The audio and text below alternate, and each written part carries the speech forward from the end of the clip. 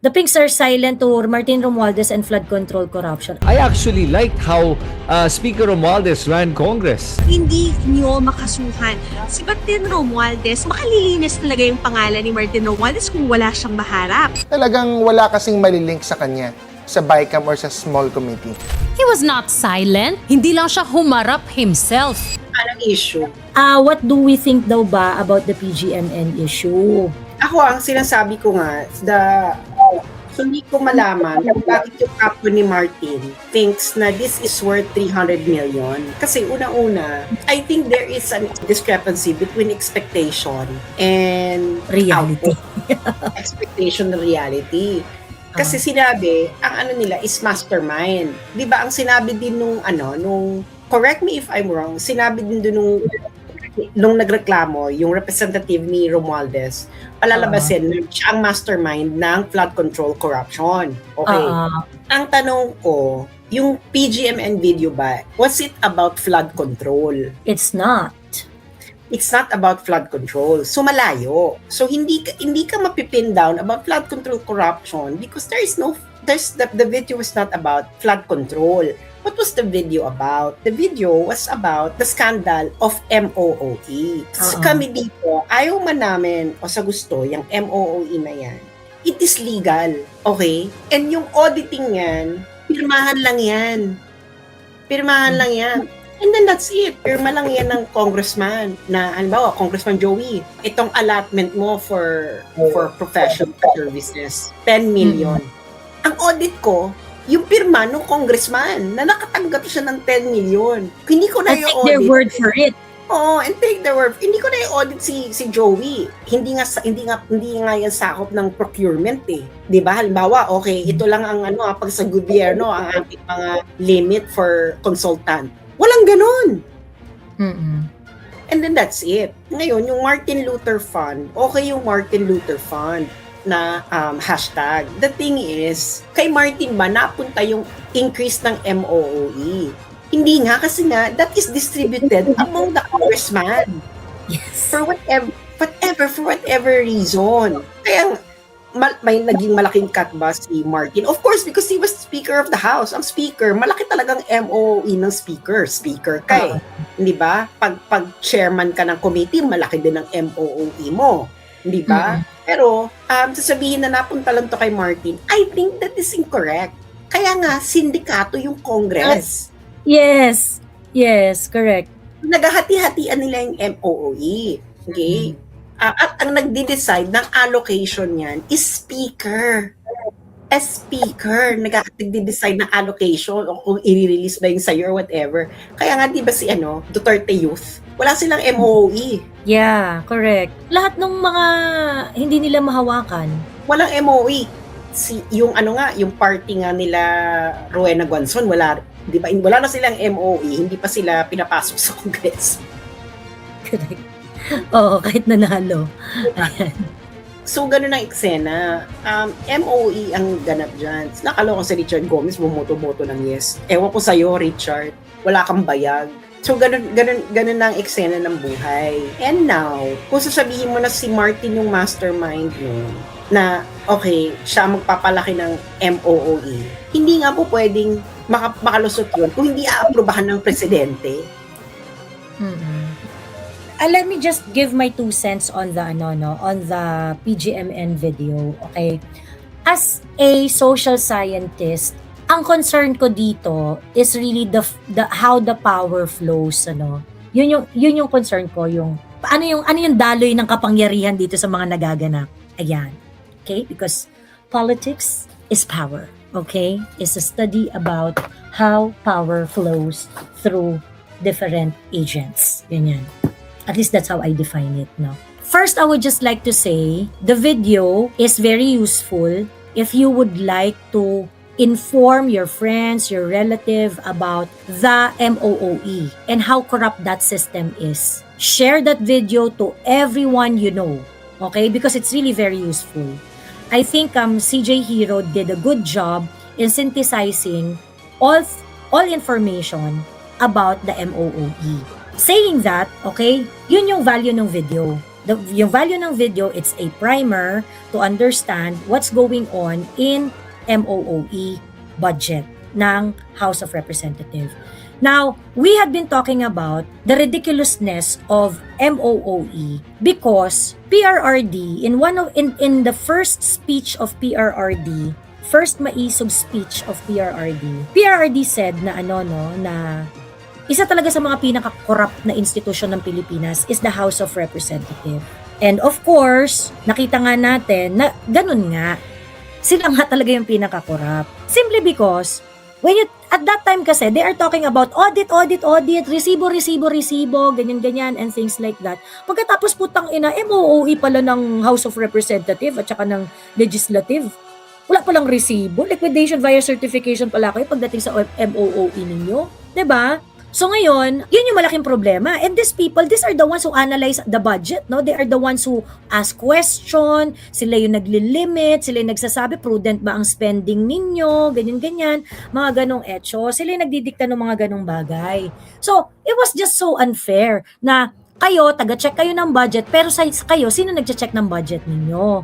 Okay? We have been talking about the MOOE issue since 2024. Actually, ano yan parang mga hindi pa monetized yung YouTube ko niyan, yung kino-content namin ni Sas, para mga late 2023. Late 2023, kaka-set up ko pa lang ng YouTube channel ko niyan ng mga panahon na yun. We said, okay na yung value ng PGMN, no. So I'm saying, it is a good material, you share it to everyone you know, kasi at least we have a shareable content when it comes to explaining what an MOOE is and how corrupt that liquidation via certification is sa House of Representatives. Okay, now let's go to the bigger picture. Kasi diba, ang nangyari dito is Franco Mabanta was arrested Tuesday last week and 5 days thereafter sa kanila ni-release yung video. So ngayon, ang sabi, because extortion daw or whatsoever, I think Franco Mabanta deserves day in court, and to be honest, I think they do not Martin Romualdez or whoever is behind the arrest of Franco Mabanta do not really want to put Franco Mabanta and other associates in jail. Bakit po? Kasi NBI na mismo yung nagsunog ng Hi Alvin. Wait lang Alvin ha. Tapusin ko lang itong monologue ko. I think whoever is behind the arrest of Franco Mabanta, I think wala talaga silang interest na ikulong si Franco Mabanta and the associates. Simply because NBI mismo ang nagbaboy ng ebidensya nung extortion kineso, okay? Kasi sinabi na ng NBI na mark money yung ginamit namin, ay hindi pala Budelman. Ano ba talaga? Okay? Ngayon, let's move back further. So, tingin ko dapat hindi mag-worry si Franco Mabanta dyan kung makukulong siya. Hindi siya makukulong dyan. I think what they wanted to do is to really,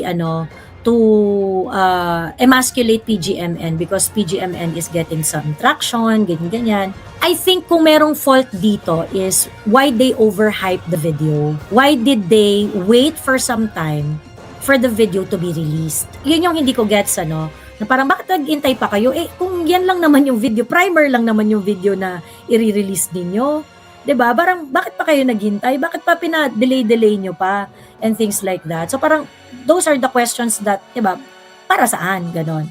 I think the real issue is there is some back and forth going on between Tambi and Team Mamshi. Bakit po? If we're going to look at the timeline, Martin Romualdez released a video immediately after makasuhan siya ng ombudsman.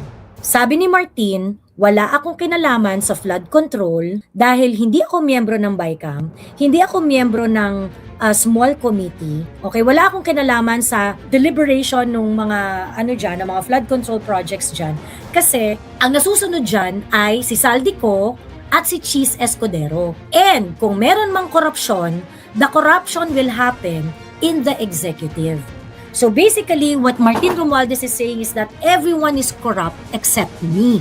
Di ako kasali dyan, bala kayo dyan. At sinabi rin ng uncle mo na, kapag ka tinira nyo ako dito, I'm not going to take this sitting down. Sabi rin ng uncle mo. The PGMN video shows the MOOE issue. And if you had been listening, and to a certain extent, ganun rin naman yung sinabi ni La CJ Hero dito. The MOOE and the drastic increase of MOOE in 2005 is used by Martin Romualdez because it is the House Speaker who has control of it. Pagkatapos asawa pa niya yung Committee on Accounts, yun pa yung taga-release ng yun pa yung taga-release ng pera, 'di ba?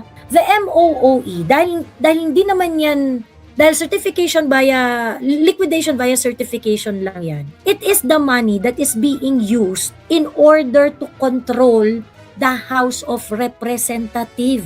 Listen to what Martin is saying and listen what this content is saying. This content is basically saying, no, Martin, you have control. You do have the control of the House of Representatives because you control the MOOE. And the MOOE is padded up to the brim. Kumpara doon sa mga previous congresses, ang laki ng mga MOOE na ipinasok mo na halos doble at ilang beses rin namin itong in-emphasize sa mga live namin previously.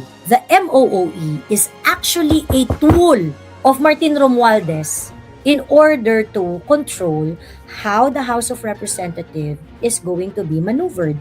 Ano yung ipaprioritize dito ng mga committee hearing, how the botohan is gonna happen, if you're going to vote according to our liking, then you will be entitled to certain MOOEs. Something to that effect. So ako, ina-expect ko, okay, so papunta siya sa MOOE. I thought that there would be, mapping of releases of MOOEs according to the voting behavior of all the congressmen who received the MOOE under the speakership of Martin. Kasi doon niya tinanker But hindi umabot sa ganun yung content But basically, yung MOOE discussion is a simple explanation why Martin has control of the House of Representatives. And it's basically an answer to the video of Martin Romualdez immediately after kasuhan siya ng Sandigan Bayan. I think kumbaga parang when I look at the video and because we had been in the hashtag Hindi Mo Pera Yan movement for quite some time, we have already tried to find solution on how to, change the system. And it's really through legislation. So that is why I am grateful for people like Leandro Leviste, because he started questioning about the MOOE since nung Pasko ng 2025. Na bakit kayo meron pa 2 million bonus sa MOOE? May I know paano nyo dinidistribute ang MOOE? Kasi dapat yung MOOE, ang entitlement niyan across the board. Hindi ba dapat kung 316 ang congressman, di ba, divided by 316 congressman, ganun ang MOOE. Hating kapatid. 'Di ba? Or at least kumbaga, merong mga basihan kung paano ang hatian. Like for example, maybe mas mataas ang traveling allowance ng Visayas Mindanao congressmen kaysa sa mga Luzon congressmen dahil nasa Luzon naman ang batasan. Mga tipong ganyan. So Leandro Leviste is saying na unang-una ang laki-laki ng MOOE. Pagkatapos, ang nakukuha lang ng congressman sa isang taon is around 17 million. So sa suma ni Leandro Leviste, sinasabi niya na pagka 17 million lang ang nakukuha ng isang congressman, meron pang 30 billion na hindi pa nadidistribute. Saan napunta yung 30 billion na MOOE? 30 billion, we're talking about billions of pesos here of MOOEs. So, actually, yung issue ng MOOE is really about transparency, especially sa part ng House of Representatives at ng Congress kasi nga, liquidation via certification lang kayo And I think the most important thing that has to be remembered in there is that the system, such kind of liquidation is sanctioned by the system. It is legal. So ngayon, ano gagawin natin? Paano yan magiging detrimental kay Martin? So I think PGMN overpromised that it is something that Martin Romualdez wanted to bury, ganyan-ganyan, etc., etc. When in fact, that kind of system started even before Pinoy time pa. And it is a system that got worse Congress after Congress after Congress. At ang pinaka-worst nga is itong panahon ni Martin Romualdez, yung 19th Congress, kasi sobrang garapal ng kanilang MOOE doon. So that's what I feel, that this video is just a sagutan of itong nag-aaway na buwaya at bangag. So yeah, the video is still very useful. The video is still well made. The video has so many information about it. But if I'm going to step back and look at the power play here, it is basically a response to what Martin Romualdez is saying doon sa kanyang official statement kung bakit hindi siya kasali sa flood control issue at kung bakit siya walang kinalaman sa mga korupsyon. Ayun. So, I think yung iba nagagalit kasi yung iba na parang ang feeling nila dapat suportahan na lang natin yung video kineso ganyan. I think you also have to respect the disappointment of the people. Kasi ang sinabi ng PGMN is that ito na yung katapusan ni Martin, 'di ba? Ito yung gustong itago ni Martin. When in fact, basically it is just a response to the I'm so sorry, it is just a response to statement of Martin Romualdez. Na no, you cannot say wala kang control. Ikaw ang nag-control dyan. You control the House of Representatives through the MOOE. So of course, we want to talk about it. We want to know how Martin Romualdez abused that system in order to make the impeachment possible. Walang problema doon. Pero, wag nyo ring i-downplay kasi iba nagagalit. Ba't nyo dina-downplay yung video? Wala, hindi namin dina-downplay yung video. Hindi ko dina-downplay yung video. Dinidescribe ko yung video as a primer. It is a primer. Is it an expose? I'm so sorry. It's really just a primer because all the information there that we have is something that we already know. 'Di ba? Siguro may mga katagdagang mga dokumento, which is good job. Pero hindi siya expose. It is a 30-year-old system in the Congress, in the Philippine Congress. So I think we also have to, respect our audience that if you are saying that this is something that will end Martin, it has to be something that will truly end Martin.